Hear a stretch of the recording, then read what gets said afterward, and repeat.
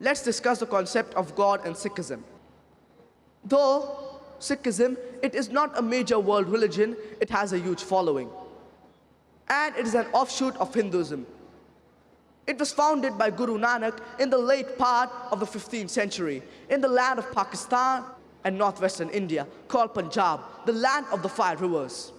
And Guru Nanak Sahib, he was born in a Hindu Kshatriya family, that is a warrior caste family. And the holy scriptures for the Sikhs is the Guru Granth Sahib, also known as Adi Granth. The word Sikh is derived from the root word Sisya, which means disciple. Therefore, Sikhism has got 10 gurus. The first and the founder is Guru Nanak Sahib, and the 10th guru is Guru Gobind Singh. Every Sikh, according to Sikhism, has to maintain 5 Ks. The first K is the Kesh, that is the uncut hair which all the gurus keep. The second K is the Kanga, that is the comb which is used to keep the hair clean. The third K is the Kara, that is the metal or steel betel which is used for strength. The fourth K is the Kripan, that is a dagger which is used for self-defense. And the fifth K is the Kacha, that is the long drawers or underwear which is used for agility.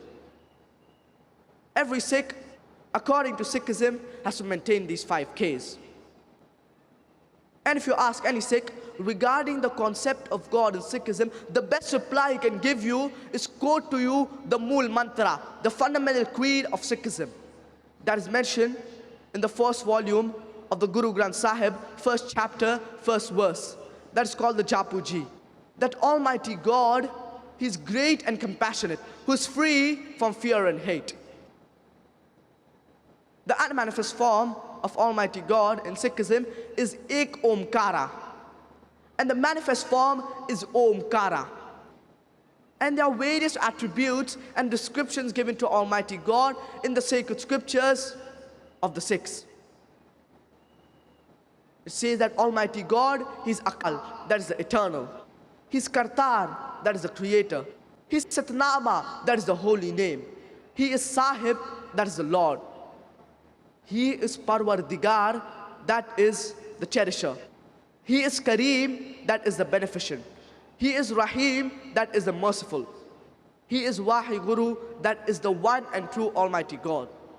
These are the various descriptions given to Almighty God in Sikhism. Sikhism, it is a strictly monotheist religion. It is against idol worship.